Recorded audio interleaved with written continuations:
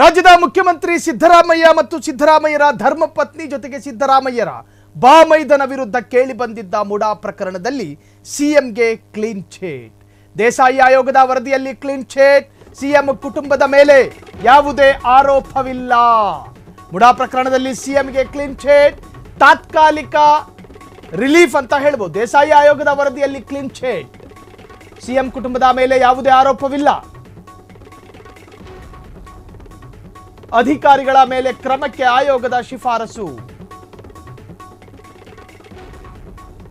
ದೇಸಾಯಿ ಆಯೋಗದ ವರದಿ ಒಪ್ಪಿದ ಸಂಪುಟ ಸಭೆ ಒಪ್ಪಿಗೆಯನ್ನ ಸೂಚಿಸಿದೆ. ಮುಡಾ ಕೇಸಲ್ಲಿ ಅಧಿಕಾರಿಗಳಿಗೆ ಕಾದಿದೆಯಾ ಮಾರಿ ಹಬ್ಬ?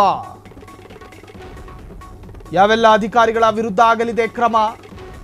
ಅತ್ಯಂತ ರೋಚಕ ತಿರುವನ್ನ ಪಡೆದುಕೊಂಡಿದೆ. ಮುಡಾ ಪ್ರಕರಣದಲ್ಲಿ ಸಿಎಂ ಸಿದ್ದರಾಮಯ್ಯರಿಗೆ ಕ್ಲೀನ್ ಚಿಟ್. ಈ ಪ್ರಕರಣ ಸುಖಾಂತ್ಯ ಕಾಣೋದು ಯಾವಾಗ ಅಂತ ಹೇಳಿ, ಈ ಪ್ರಕರಣದಲ್ಲಿ ಯಾರ್ಯಾರಿಗೆ ಎದುರಾಗಬೇಕಿತ್ತೋ ಅಪಾಯಗಳು, ಆ ವ್ಯಕ್ತಿತ್ವಗಳೆಲ್ಲ ಪ್ರಾರ್ಥನೆ ಮಾಡ್ಕೊಂಡಿತ್ತು. ಭೈರತಿ ಸುರೇಶ್ರಿಂದ ಹಿಡಿದು ಸಾಕಷ್ಟು ಜನ ಇದಕ್ಕೊಂದು ಸುಖಾಂತ್ಯ ಬರಬೇಕು. ಒಂದು ರಾಜ್ಯದ ಮುಖ್ಯಮಂತ್ರಿಯ ಕುರ್ಚಿಗೆ ಕಂಟಕ ತರಬಹುದಾಗಿದ್ದಂಥ ಪ್ರಕರಣ ಇದು. ಕೇವಲ ಒಂದು ಮುಖ್ಯಮಂತ್ರಿಯ ವಿರುದ್ಧ ಮಾತ್ರ ಆಗಿರಲಿಲ್ಲ. ಆ ಮುಖ್ಯಮಂತ್ರಿಯ ಧರ್ಮಪತ್ನಿ ಪಾರ್ವತಿ, ಆ ಮುಖ್ಯಮಂತ್ರಿಯ ಭಾಮೈದ, ಸೊ ಹೀಗೆ ಸಾಕಷ್ಟು ಜನರ ವಿರುದ್ಧ ಕೇಳಿ ಬಂದಿದ್ದಂತಹ ಗುರುತರ ಆರೋಪ. ಸೊ ಈ ಹಿಂದೆಯೂ ಕೂಡ ಘನಪೀಠದ ತಾತ್ಕಾಲಿಕ ರಿಲೀಫ್ ಕೂಡ ಸಿಎಂ ಸಿದ್ದರಾಮಯ್ಯರಿಗೆ ಬಂದಿತ್ತು.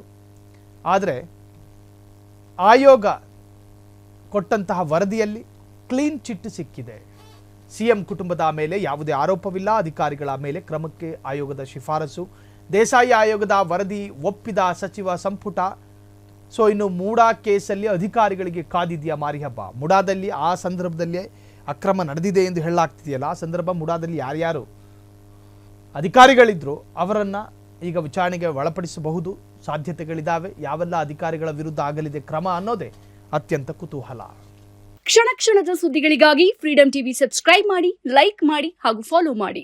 ಹೊಸ ಸುದ್ದಿಗಳ ನೋಟಿಫಿಕೇಶನ್ಗಾಗಿ ಬೆಲ್ ಐಕಾನ್ ಮೇಲೆ ಕ್ಲಿಕ್ ಮಾಡಿ.